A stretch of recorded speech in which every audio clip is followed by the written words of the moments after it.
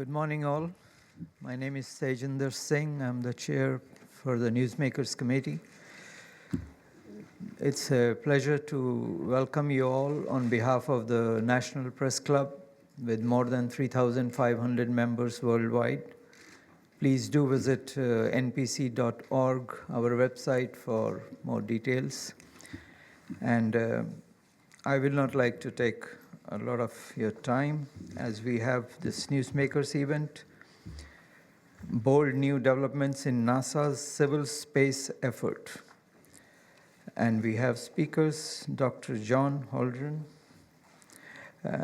Director of the White House Office of Science and Technology, and NASA Administrator Charles Bolden.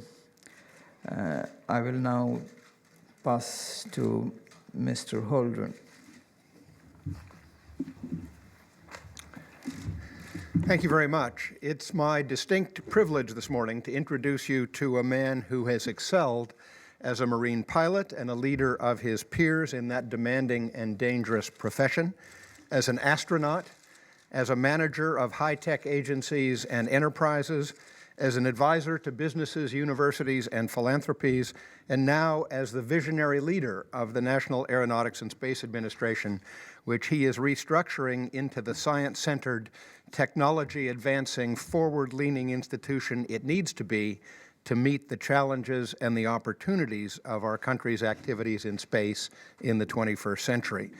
But before I tell you a little more about Major General retired Charles F. Bolden, Jr., I want to say a few words about those challenges and opportunities in space. I start by noting that President Obama realizes, I realize, and General Bolden realizes that our activities in space represent not just a grand and inspiring adventure of exploration and discovery of the universe we inhabit, but also an indispensable platform for observing what is happening in the environment of the Earth below, from the transformation of land and vegetation to melting ice and rising sea level to the tracks of hurricanes and typhoons. A vantage point as well for monitoring potential threats to our national security.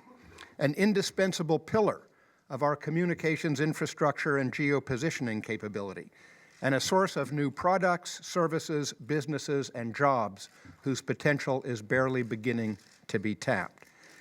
U.S. strength in space science and space technology stands as one of the pillars alongside the vitality of our research universities and national laboratories, the strengths of our education system from preschool to grad school, and our information, energy, and transportation infrastructures, the pillars that support this country's leadership across the range of science and engineering capabilities we need for economic competitiveness, growth, and job creation, for clean energy and environmental sustainability, for long and healthy lives for all of our citizens, and for national and homeland security.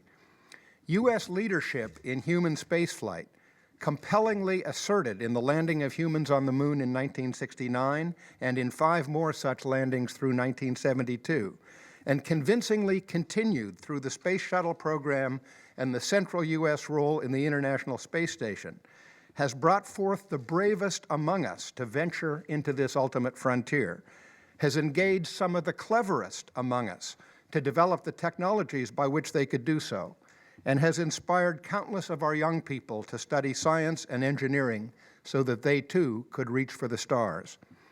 President Obama understands all this with crystal clarity. He said so clearly and repeatedly in his campaign, and he has done so repeatedly since.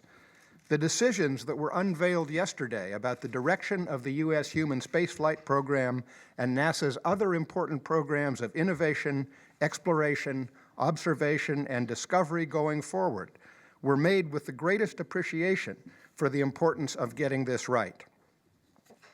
They were made after a process of extensive consultation with experts inside and outside the administration, the commissioning of new analyses of the pros and cons of alternative strategies, and the study of these new analyses and previous ones alike, and the most careful reflection on the inevitable trade-offs, not excluding job losses and job gains in all the affected states.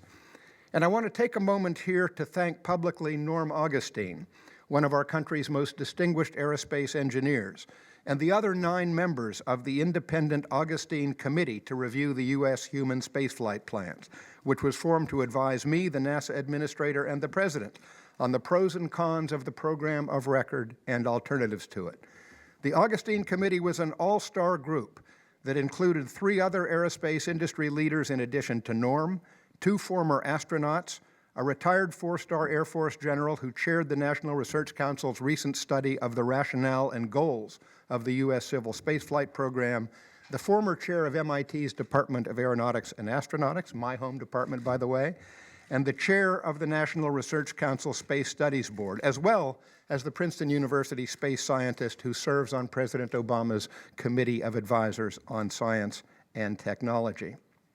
This group, supported by analysts at NASA and the Aerospace Corporation, worked tirelessly from June through October, holding 14 meetings and 3 site visits in that period, and receiving extensive input from members of Congress, former astronauts and NASA officials, professional societies, and the public.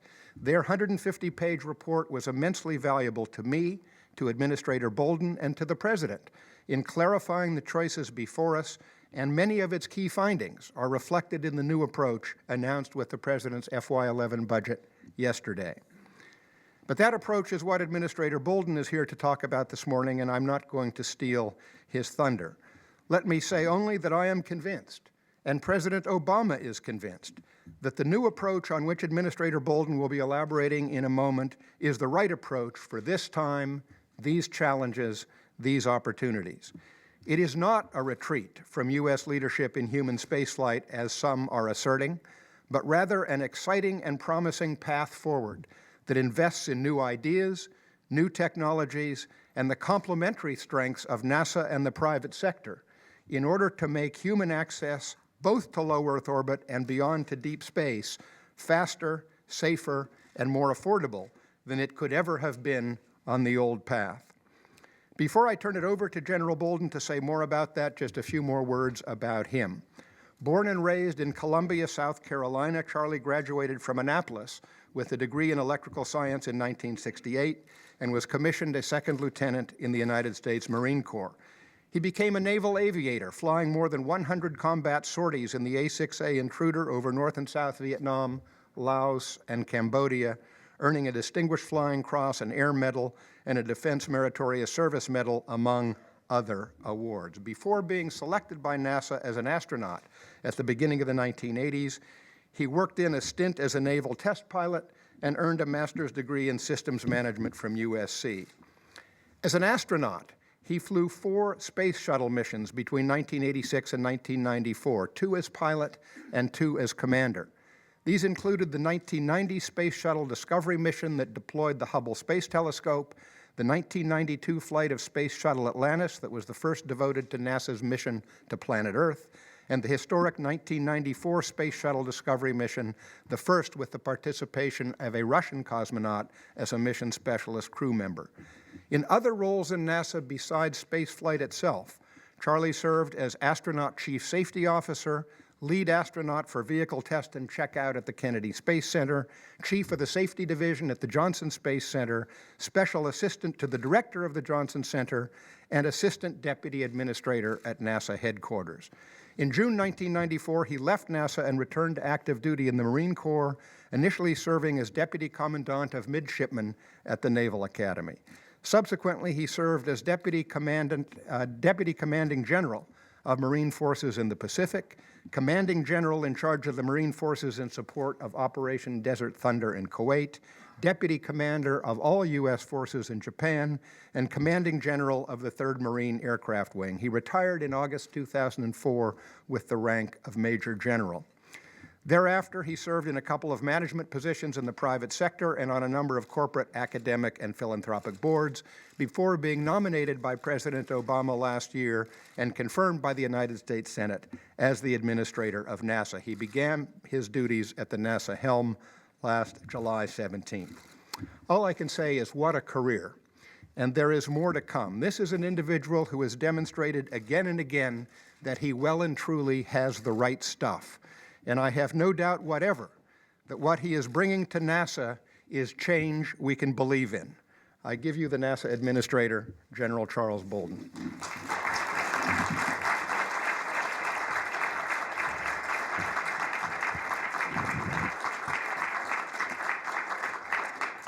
John, let me thank you very much for the undeserved compliments in the introduction. John and I have become very fast friends in my time here in Washington, D.C., and I think he, like me, in many respects, we're kind of strangers in this town. So understand things when I say them sometime, because some of them will come off wrong. And it's just because I'm going to talk to you the way that I would if we were in Columbia, South Carolina, or in Houston, Texas, or if you came and visited me at the Marine Career Station Miramar when I was there, and Brewster Shaw's down here looking at me like I'm crazy. I want to thank all of you for joining us this morning, and I want to thank the National Press Club for hosting us. We truly appreciate this opportunity to share more details with you about the President's plans for NASA and America's path forward in space. And before I go any farther, I want to take an opportunity to publicly acknowledge a group of people that I think sometimes don't get thanked enough, and particularly over the last few days, depending on how you read what you've read, some people could say have been bashed a little bit over the last few days.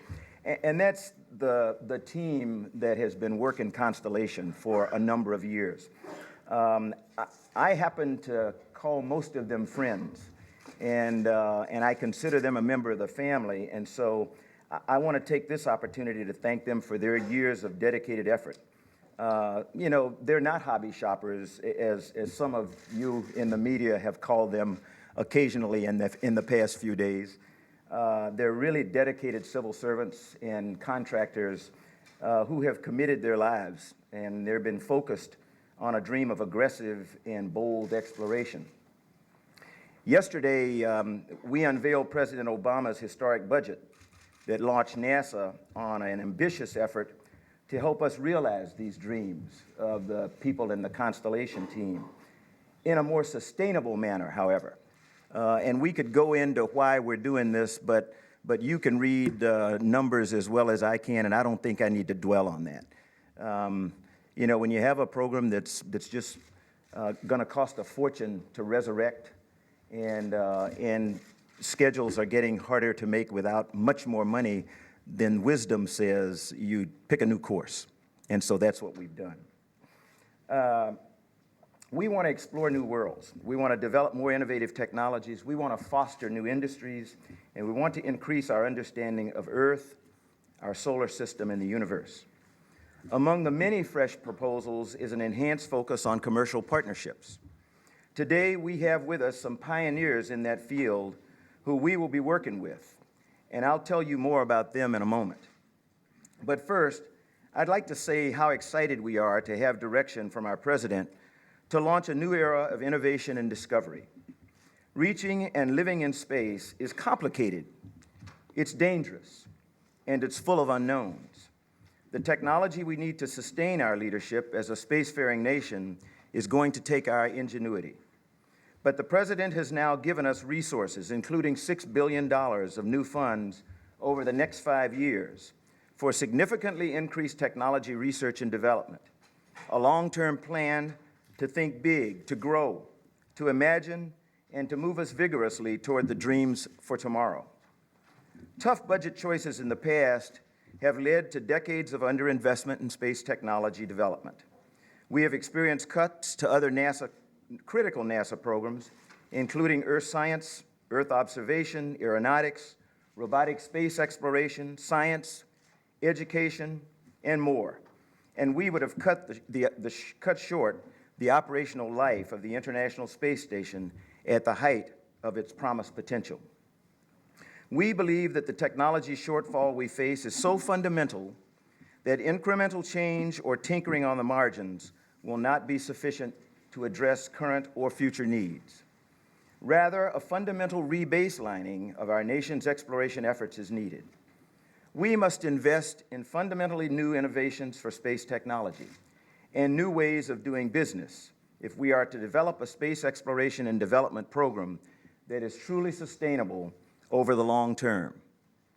This plan gives us a roadmap to even more historic achievements as it spurs innovation, employs Americans in exciting jobs, and engages people around the world. It pledges us to a renewed commitment to invention and development and the creative and entrepreneurial spirit that is at the core of our country's character. The President has asked us to develop a detailed strategy for executing this plan in the weeks to come. Our goal is to revitalize NASA and introduce the reforms needed to lay a long-term foundation for the agency's continued excellence and success. To do all of this, the President has increased NASA's budget over the next 5 years, an extraordinary show of support in these tough budgetary times. Today, several of our key partners in this future effort have traveled to Washington to be with us. We asked them for their boldest ideas and concepts, the things that we would truly need to make commercial crew a reality. They gave us some great proposals. This is by no means the end of this process, but it's a fantastic start. I'll let them tell you briefly in their own words about what's on the drawing boards in their shops, but let me also try to answer the question that many of you are asking. What will NASA gain from increased partnerships with industry to fly humans to space? The initiative supports and fosters the commercial spaceflight industry and its growing capabilities by leveraging private investment and reducing development costs to the taxpayer. It ensures that commercial systems can safely and reliably transport humans to low Earth orbit, and draws on our existing NASA spaceflight experience and makes our specialists available to provide insight and expertise. With many bright minds working on our problems, we may soon have the prospect of multiple providers of space transportation. This would ensure that we have safe, reliable, redundant domestic capability. We do not have this today, which is the crux of our dependence on our Russian partners and the Soyuz spacecraft, and the reason we will have a gap in domestic human spaceflight capability when the shuttle retires later this year. We want robust backup capability in human spaceflight, and we want it to be made in America. We're departing from the model of the past in which the government funded all human space activities. This represents the entrance of the entrepreneurial mindset into a field that is poised for rapid growth and new jobs. And NASA will be driving competition, opening new markets and access to space, and catalyzing the potential of American industry. This is a good investment for America. Remember that we already depend on commercial companies to launch all our nation's most precious military and national security satellites. Today, commercial companies launch all government communications, weather, imaging, navigation, and intelligence satellites, upon which our lives depend at home and abroad. A major benefit of this new partnership is the potential for thousands of new high-tech jobs and spin-offs of other businesses that can support this industry and also take advantage of affordable access to space. There will be jobs in propulsion, communications, and other industries. Exploration programs drive innovation throughout our economy, and NASA will be leading this economic competitiveness and growth. There's a misconception that commercial crew means putting our astronauts in the care of untested providers. Quite the contrary. These will be the same providers who will be transporting our multi-billion-dollar satellites. America's largest aerospace firms have for decades established expertise in human spaceflight, and they too would be eligible to compete for this program. Even the new entrants will have demonstrated successful flights by the time they would carry astronauts in addition to cargo. All of us travel on airplanes, and we feel safe because we know the government has set standards and oversees periodic inspections. For spaceflight, safety concerns are even more serious. These commercial flights will have to follow the same safety assurances to which NASA holds itself. As most of you know, I'm a former astronaut and have flown 4 times on the space shuttle. I know personally the great challenges involved in sending humans into orbit and have lost friends in trying to do so. I pledge to you that I will make it my job every day to ensure that everything is done efficiently and safely. I'm blessed to lead a team of NASA employees who are the best and brightest in government. And when my team commits itself to a goal, we have the will, the know-how, and the commitment to attain it. We are also committed to do it right.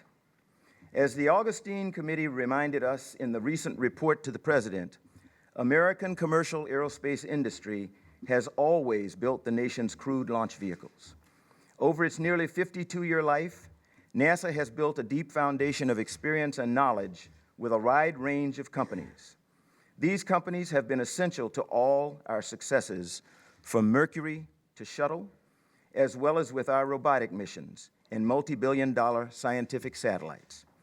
They have long demonstrated they can do the job.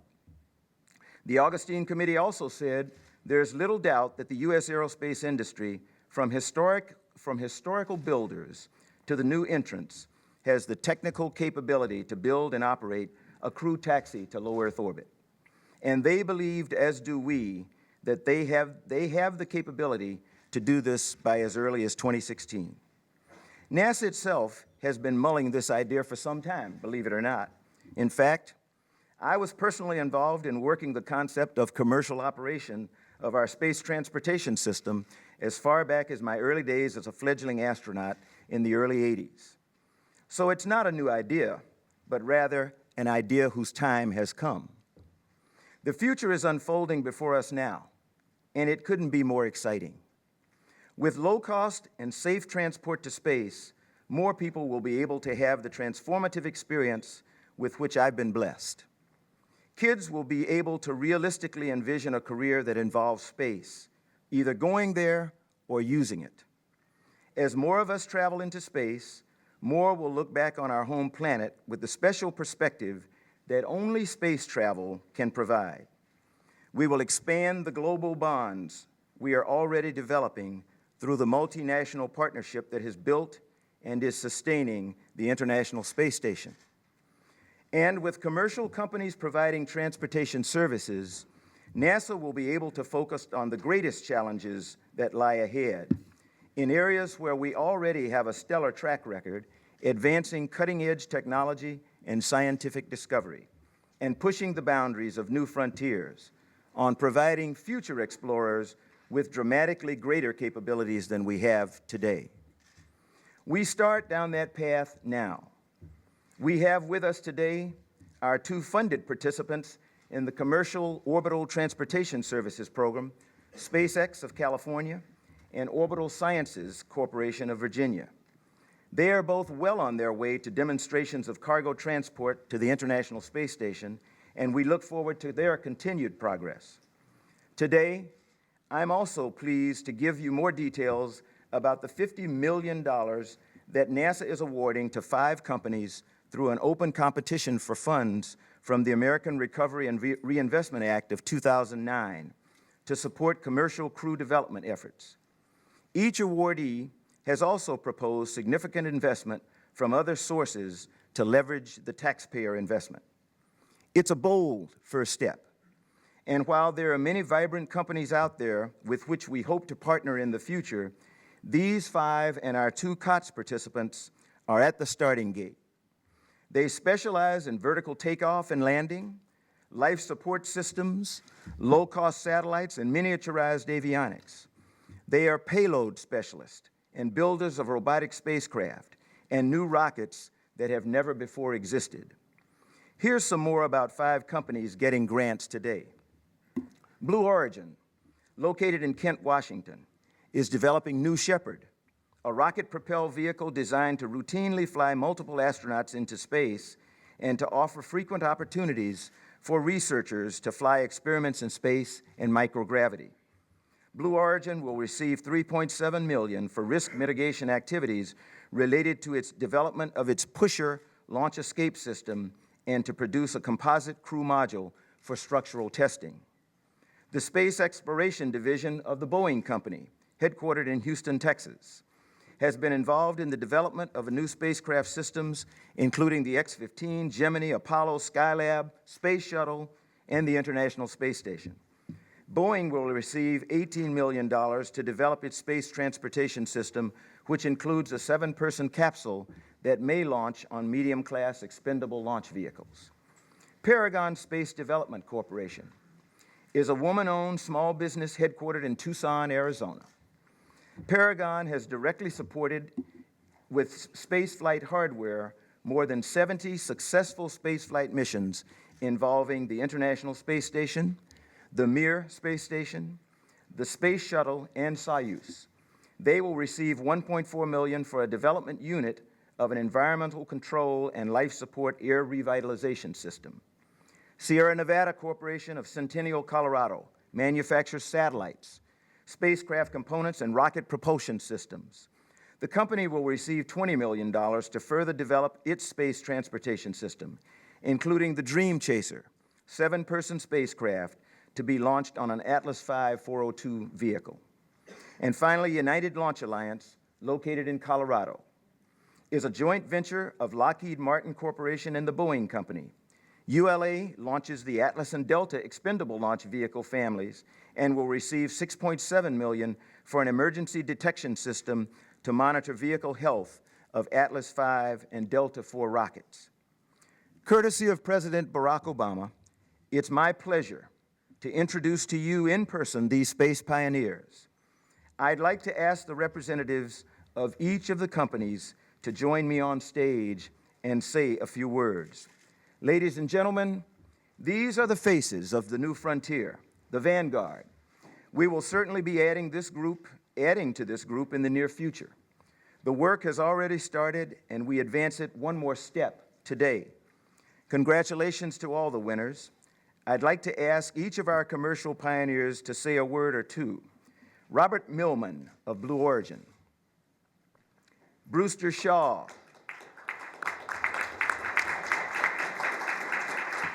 Hold your applause until I give all the names. Then I want you to hear their names as we do this. I know you know most of them. Brewster Shaw, Vice President and General Manager, NASA Systems, Boeing. Jane Pointer, I'm sorry, Jane, after you told me.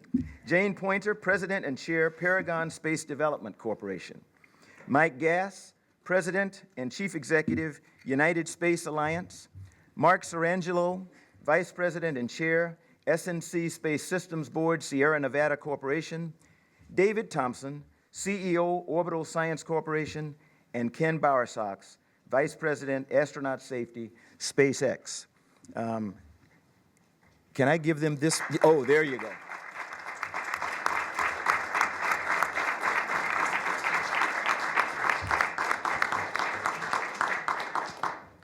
Good morning.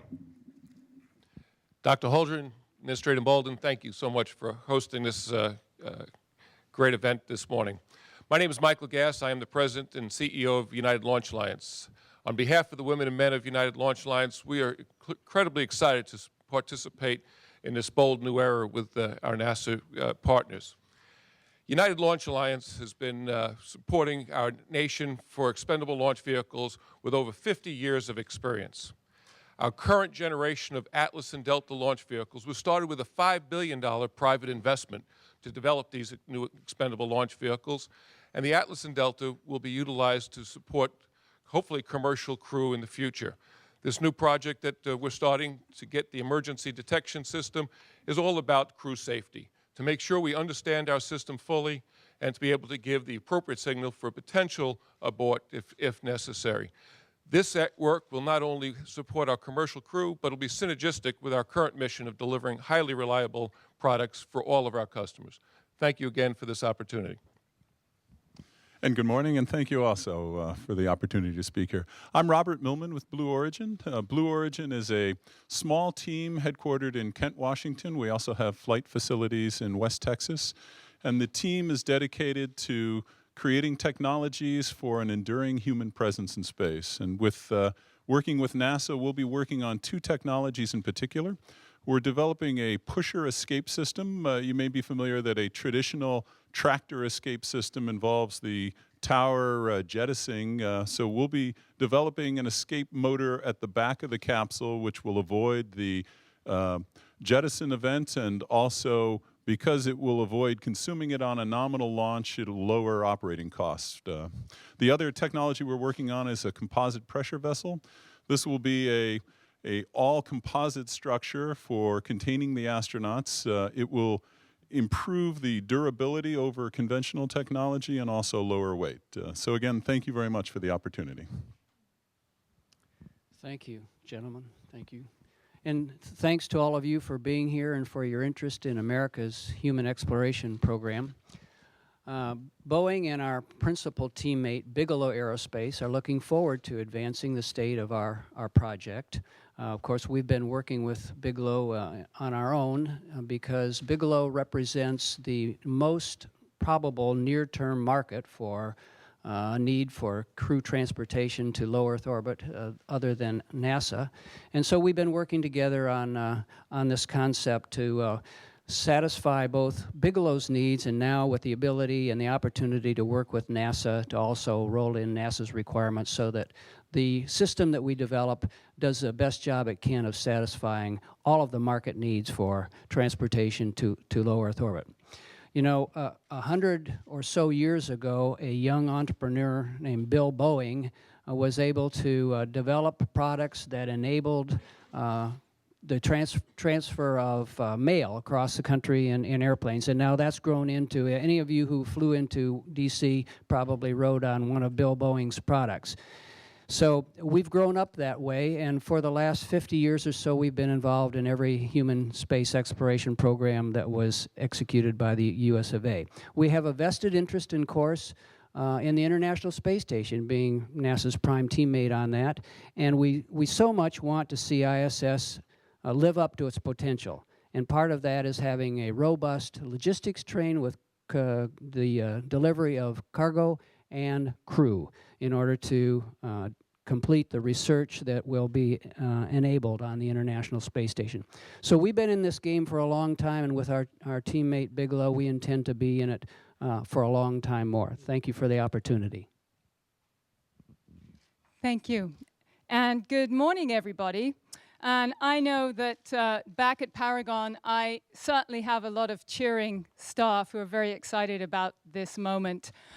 We have invested in and are developing with NASA an array of technologies that are for use on the International Space Station, on the Moon, on Mars, and really a whole array of settings, applications in space. Our air revitalization system that we're developing under this program is really one of its, the first of its kind, because it will be a turnkey system that can be used on an array of missions on pretty much any spacecraft. So we're looking forward to working with the spacecraft developers on making sure that it fits their needs. I also wanted to say that, of course, at Paragon, we're deeply committed to the development of space for human exploration, both in a commercial way and, of course, over the years, Paragon has been involved in the commercial development of space from our inception, from inside Biosphere 2, the first regenerative life support system, bioregenerative life support system developed. We had the very first commercial experiment on the International Space Station, which was really exciting for us. And I think today at Paragon, we're incredibly proud to be here and to be part of the nation's space program. Thank you very much.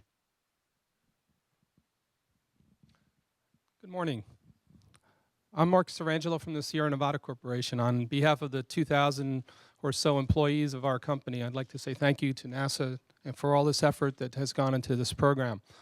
We have been on over 300 space missions in our career as an organization, and what we've learned is that space is hard. This is not an easy thing to do, and it takes a lot of effort and a lot of cooperation and a lot of teamwork. We have a great group of companies that are involved with us on our program.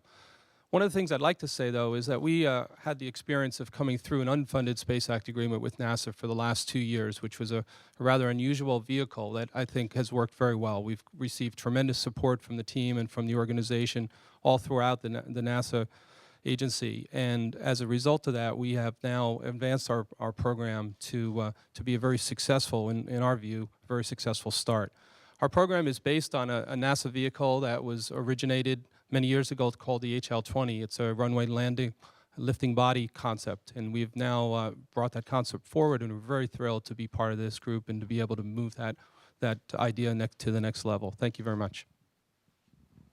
Good morning. I'm Dave Thompson, Chairman and Chief Executive Officer of Orbital Sciences Corporation, a company that two friends and I started 28 years ago to develop the full commercial potential of space. With the perspective of about 3 decades in this business, my judgment is during its first turn at bat, the Obama administration really hit it out of the park with its proposal for NASA's new approach to our civil space program. This new approach, which represents the most dramatic change in our civil space activity in at least the last 20 years, is very consistent with what we've seen both in this country and around the world over the past several decades. An increased reliance on an ever more capable private sector, in this case to deliver people to and from low Earth orbit. This is an area that across a variety of applications ranging from satellite communications to space imagery collection, orbital launch services, and now commercial cargo delivery to the space station already represents an annual investment of about $5 billion a year by the U.S. government and other governments in spacefaring countries in Europe, Asia, and elsewhere. So it seems like this is the right time, this is the right direction for the agency to take in this new era. One of the reasons that I'm confident that the private sector is up to the challenges that are ahead of us in this new era of commercial astronaut taxi services to and from low Earth orbit is because of the progress that we've made over the last couple of years in developing private cargo transportation systems for the International Space Station. 2 of these systems will make their first flights to the station within the next year, and I think that will pave the way, not too many years later, for the first launches of astronauts to low Earth orbit. These challenges are ones that we welcome, and I would also, in addition to this new element of NASA's program, compliment the Obama administration and the space agency for strengthening our scientific programs that NASA carries out. Most of you that have studied the budget will note about a 30% increase in the budget for NASA science programs over the next 5 years, and almost twice that much, about a 60% increase in the agency's proposed spending on Earth science, which I think is one of the most important areas that NASA carries out. Thank you very much. Yeah, I'm Ken Bowersox. Today, it's an honor for me to be representing the 880 employees of SpaceX. We've got a main construction facility out in Hawthorne, California, a test facility in McGregor, Texas, and then 2 launch sites, one in Kwajalein out in the Marshall Islands, and a launch site in Florida. One of the most exciting things to me about the 2011 NASA budget is that it acknowledges one of the biggest barriers to exploring space, and that barrier is how you pay for it. One of the things that you have to work in order to fix that issue is the relationships between the government and the contractors that provide the services. The government hopefully will set the destination. The contractors, with their flexibility and creativity, should be able to come up with new and innovative ways to get that job done. SpaceX has had the privilege of working with NASA in a partnership agreement since 2006 to provide cargo services to the International Space Station. And I can tell you from firsthand experience that it's a really great thing to watch what happens when you blend the skills that are only available in the government with the flexibility and creativity of private industry. Folks, if we could do one thing before we I was going to ask, yes, absolutely. Get one great shot. This is the face. These are the faces of the new space frontier, folks. If y'all.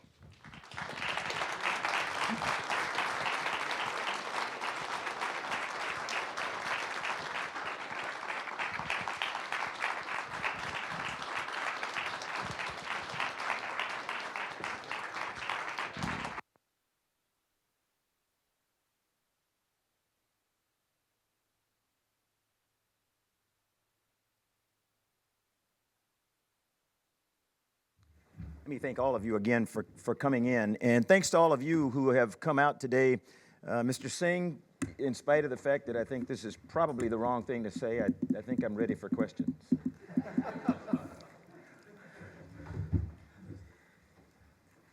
Thank you. Thank you very much. Please identify yourself and the organization you are representing. And please, it's only for journalists. Please. Thank you. Yes.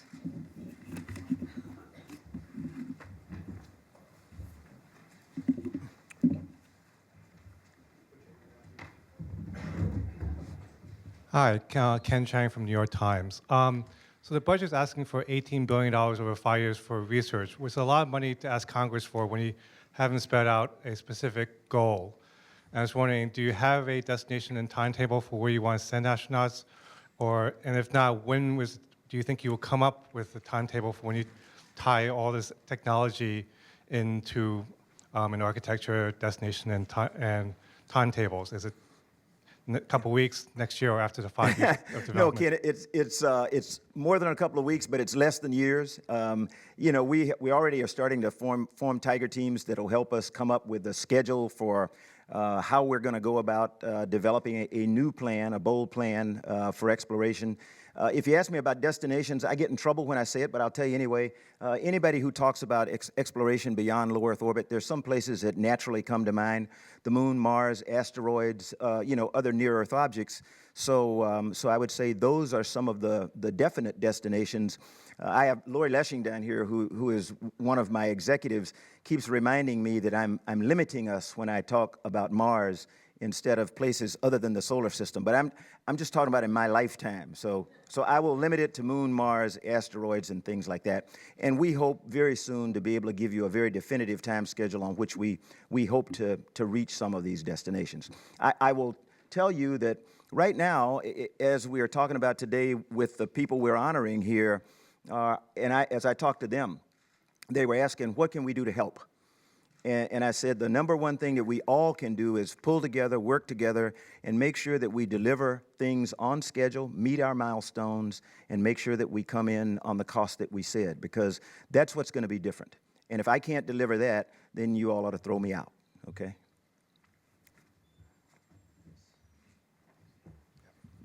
Seth Borenstein, Associated Press. General Bolden, following up on that, if you're looking, I believe in yesterday's budget announcements, you made a lot of talk about the in-orbit fueling. I know it's still early. Are you looking at primarily when you're the new type vehicles at launching from a space station or someplace in orbit to wherever you're going? Is that sort of the primary role, or are you looking at more the traditional from Earth? When you talk about in-orbit refueling, this is a question we have talked about internally among ourselves. We're talking about going from a space station to some other place in the solar system. We're talking about being able to launch with a lighter vehicle than we would otherwise be required, because if you think about it, the reason for the weight and the size of a lot of vehicles is getting out of the gravity well. if we have a place that we can go once we get out of the gravity well, refuel, it means you don't have to have the types of complex, heavy, costly vehicles that we have today. So that's one thing. I would ask you to don't be misguided, though, by our desire to have on-orbit refueling sites. That implies hydrocarbon and other types of propulsion systems. When I talk about game-changing propulsion, we're talking about going back to some stuff that NASA has on the shelf and some of our commercial partners have on the shelf, whether it's ion engines, VASIMR, all these other kinds of things that you all know better than I do, and you know they're going to bring arguments in the coming months, because if you're a VASIMR fan, then you don't like ion. If you're an ion fan, you don't like VASIMR. And I think what's exciting, you know, I've had people tell me, please don't say it's exciting one more time, but I will tell you, what's exciting is that we are now going to have the national debate about where we should be going in terms of space exploration. And scientists and engineers who have not had the opportunity, perhaps in the last decade or more, to have these discussions in public are going to have them, I hope. If we do nothing but facilitate public discussion on where we should be going and how we go there, then we will have accomplished a lot. I want to call on people. Yes.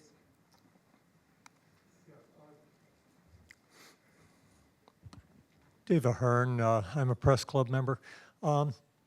The announcement from the president has been greeted with dismay in some areas, that we are abandoning manned spaceflight, that we are leaving it to the Chinese, to perhaps the Indians and others, other nations to take the lead in exploring our own solar system. How do you respond to that when we were the nation that was in the forefront and did land men on the moon? What do you say to those people? We are still the nation that is in the forefront. We are still the nation to which everyone looks and with whom everyone wants to partner. As I travel around the world, that message comes through loud and clear from all of our international partners. If I go back to saying people thinking that we're turning away from human spaceflight, I will share with you a story that I got from Jeff Hanley this morning, who is the program manager for the Constellation program. And he had gotten a message from a little girl named Chrissy that he had actually semi-adopted, had invited her family to the Ares 1X launch. It was the greatest thing she had ever seen. She went through the scrub and she came back the next day and saw it launch. And to Chrissy, without anyone explaining anything to her, she thought we were turning away. Jeff took the time to explain to Chrissy, look, we're not abandoning anything. We're probably on a new course, but human spaceflight is in our DNA. So, it's important for you all to help us explain to people who will look at the headline, because you write the headline. So make it accurate. We are not abandoning human spaceflight by any stretch of the imagination. We have 10 more years of involvement on the International Space Station. That is exciting. We just hired some astronauts in Houston who are somewhat offended that people think that they have nothing to do. We have crews that we just named who are going to be spending a year of their life training in Moscow just to get ready to go spend 6 months of their lives on orbit. That's exploration, and that's human spaceflight, and I can count on that until 2020. I've got 7 companies represented right here who are telling me that they're excited about finding ways to get humans off this planet and into low Earth orbit. That's human spaceflight. So for any of you who think we're abandoning human spaceflight, I just respectfully disagree. I think we're going to get there perhaps quicker than we would have done before. If you look at flights to Mars, for example, game-changing technology enables us to go to Mars in days, not months. By doing the things that we're about to do, by taking the money that President Obama has given us in our NASA budget for the next 5 years to use technology development. Now, I'm not trying to fool anybody that this is going to be easy. I've still got to go to the other end of Capitol Hill. To the other end of Pennsylvania Avenue. But I'm excited about the opportunity to do that. I now have a budget that allows me to walk to that end of Pennsylvania Avenue and say, this is the program that I want all of us to work on together. It's got to be a partnership. Some of you may have heard my comments yesterday on the budget rollout. This is a we thing. This is not a NASA thing. This is a we thing. This is the nation. And working Congress and the administration, NASA and industry, and academia. We've got academia represented here. I won't call the name of the school because I don't want to advertise them, but they're here. These are exciting times. Anybody who was ever on a college campus over the last 10 years and walked into an engineering school and saw the dearth of research going on space science and earth science and other things because there was no research money, I think that's going to change. So help us tell this story because I think it is exciting. I'm Frank Mooring with Aviation Week. General, as you well know, yesterday was the anniversary of the Columbia accident. And it's my understanding that the Constellation program was assembled as a direct response to that accident. The findings of the Columbia Accident Investigation Board, for example, which mentioned the absence of a, I believe they used the term national mandate prior to the accident, and also the fact that NASA was stretched too thin. How do you incorporate the lessons of Columbia in this new venture, particularly the part that they identified as being a lack of a national mandate? Frank, if I can, you limit the sources of lessons learned. Our lessons learned in NASA go all the way back to Apollo 1. That was when we had the first eye-opening alert that maybe we didn't know everything we thought we knew. And then we felt really good about ourselves in 1986. I can tell you, I landed in the middle of the desert. I landed at Edwards Air Force Base in the middle of the night on January 18th. Went back home to Houston and going through my debriefs. And my very last day of debrief, we took a break to watch the Space Shuttle Challenger launch. And 73 seconds into flight, I lost 7 dear friends. And we once again were awakened that this is hard and that you've really got to stay on the top of your game. And then again, January 1st, 2003, at the end of a mission when everybody is celebrating because nobody thinks, that you're going to have a problem doing reentry. I mean, except us who are in the game who know that it's not over till it's over, and that's why you call wheel stop, because everybody can then breathe. And once again, we were reminded that this is tough stuff. So I think there are lessons to be learned from Columbia, Challenger, Apollo 1, and other accidents and incidents that we had along the way that didn't get the press that those did. I think the president has set a bold challenge for us. We are not drifting. I think I've had friends from Houston who write me when you talk about flexible path, and I admit, okay, flexible path is hard to grasp, but let me help you, okay? They sent me a thing, and I think they said, this is like Alice in Wonderland. When you're going everywhere, you're going nowhere. Well, we're not going everywhere. We have defined destinations that we want to go, and we will go there incrementally. And through our technology development, that will help determine where you go first. We want to take advantages of opportunities that come as the technology develops. So I think, Frank, I hope that answers your question about how we're taking the lessons of the past. Once again, I'll stress journalists only, please. Tammy Lytle from AOL News. You said to judge you by how well you keep this on track. Given the cost overruns and the delays on Constellation and previous NASA programs, why is this going to be different? It's going to be different because, for one thing, the president has set out a budget that supports where we think we want to go, and we're building programs based on the budget that we have and not building programs based on a dream. Now, dreams are really important. Dreams are critical because without a dream, in Proverbs, what's it say? Without a vision, a people perish. So I'm a visionary, if you want to call me that.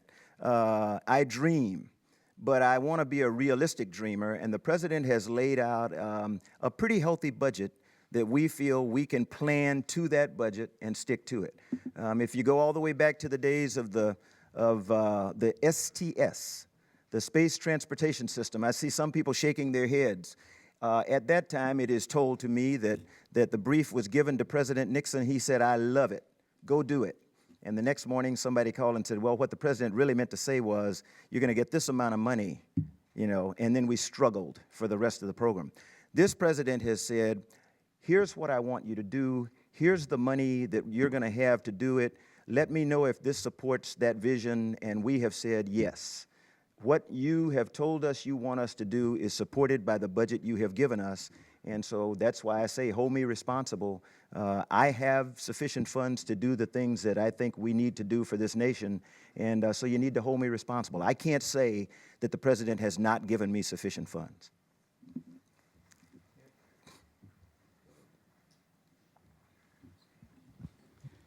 Keith Cowling, NASAWatch.com. To the issue of flying astronauts in commercial vehicles, after all the talk yesterday, I sort of sat around last night doing a mental, totally unscientific poll in my head of people I've talked to, and Ken Powersox and people who work for these companies, and I came up with a number of 60 astronauts, 60% saying, nah, I wouldn't do it, and 40 would. And then I thought, well, what's behind this? And it's emotional. It's like this emotional Latter-day Right stuff thing. They use logic to say why they wouldn't. How do you get beyond that? What are you going to say to the astronaut corps? Like, this is how it is? Or how are you going to work with them? And it's not just the corps. It's a larger group of people who support them. How are you going to work at that? My message to the workforce, did everybody understand Keith's question, first of all? And he hit the nail on the head. This is all emotional. And the reason that I started my comments by thanking the Constellation team is because you've got to understand, everybody's had a death in the family. To people who are working on these programs, this is like a death in the family. So, everybody needs to understand that. And we need to give them time to grieve, and then we need to give them time to recover. I have an incredible workforce of civil servants and civilians. They have been through this before. This is just part of the life of being in NASA. And every time we manage to pull through it and we manage to recover and we go off and we do great things. And this time will be no different. Now, that doesn't make, an employee at the Kennedy Space Center or the Johnson Space Center or Marshall Space Flight Center or a contractor that any of these 7 people represent, that doesn't give them a great sense of solace because they're facing reality. But what I tell them is, look, we're going to get through this. Kind of stick with us if you can. Some of you will decide that this just isn't exciting enough for you and you want to go do other things. And I appreciate the service you've given. Allow us to help you in your transition. And if at all possible, let us help you find some work somewhere else that's gonna be passionate to you. I'm a big person for passion. I'm here because I'm passionate about space and exploration. Otherwise, I'd be sitting in Houston, Texas, or I'd be in San Diego with my 3 granddaughters. I am here because I'm passionate about this. I cry about it sometimes. So what? This is my life. This is their lives. And give them a little time. They'll come back, and they're going to be as great as they have always been. So just bear with them and give them some time. They'll be okay.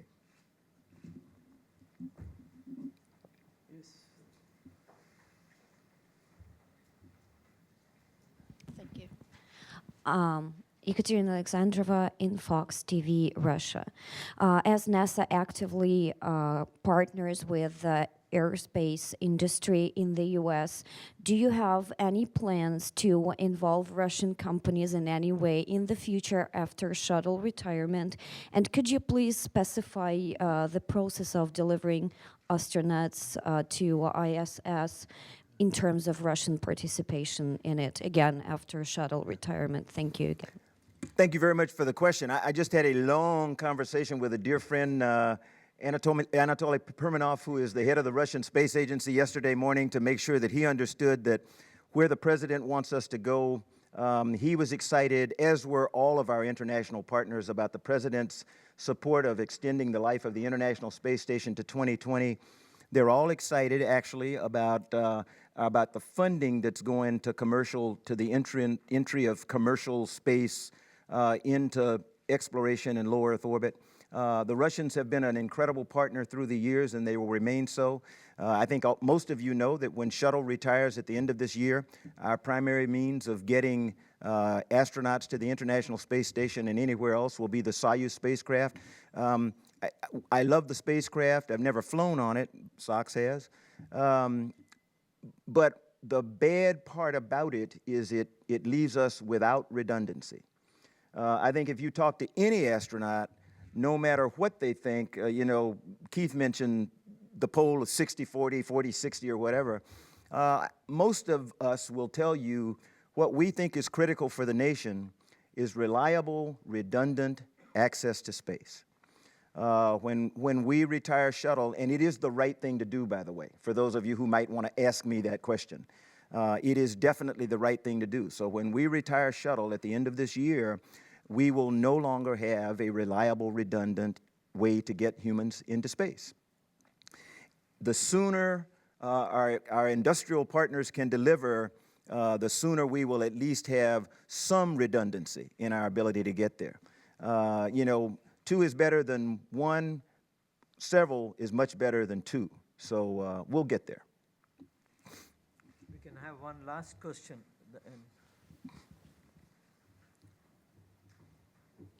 Hi. At the end there. At the end there. The lady there.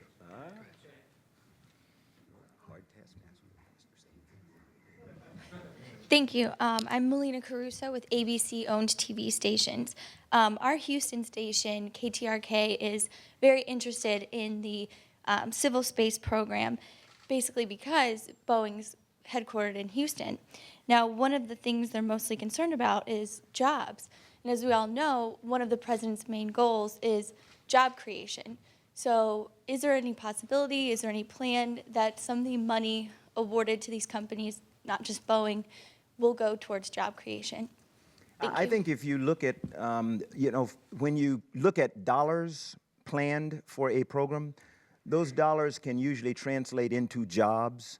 The more money on a program, as a general rule, the more jobs that will be involved. The exciting thing, I think, I would have to ask our partners to say, but the more money they got, the more jobs that means. Did I get it right? Okay. So when people ask me, why am I excited about the president's budget? Well, it's $6 billion over the next 5 years that we otherwise were not going to get. So that says that there should be a net gain in jobs. Now, let me not fool anybody. It is, as I mentioned to somebody who asked the question earlier, we are now formulating our plans. We are making some big changes, and I don't think anybody can expect that we will have details, you know, specifics all laid out here overnight. It's going to take us a little while. We're going to have to figure out how we draw down the Constellation program in cooperation with our partners in Congress. So we've got a lot of work to do, but I'm confident we can get there. But when I look at the amount of money that President Obama has put in the NASA budget, specifically for human spaceflight, commercial spaceflight, and other things, technology development that we didn't even have before, to me, with my simple brain, that translates to jobs. Now, I can't tell you, you know, whether it's going to be 1,200 for 5,000 or 1,200 for 600. I don't have that granularity yet. But my little brain tells me that with more money, we have the potential to increase the number of jobs in our field of endeavor. Let me thank you all for coming, and look, be tough on us, but be fair and be honest. And you know, and human spaceflight is something that is critical to President Obama and to me and this nation. Our leadership is critical to our international partners. You know, I had a representative from the Chinese embassy in Israel come up to me last week when the Chinese and us are, you know, kind of not talking about other things, and say, "Are you still planning to come to China?" And I said, "Are you sure that the invitation still stands?" He said, "Why, of course. We're talking about space and science." So, you know, while anything could happen, there is something that draws people of different cultures and different characters and everything together, and space is one of those things. And I have found that in traveling around the world. Everybody wants to work with us, and we intend to keep it that way. So it's a good start today. You know, keep your eye on us and see how we do, and hold our feet to the fire. Thank you very much. Thank you very much. And as we say, thank you very much for your attendance and your patience. And as we say, the Newsmaker is adjourned.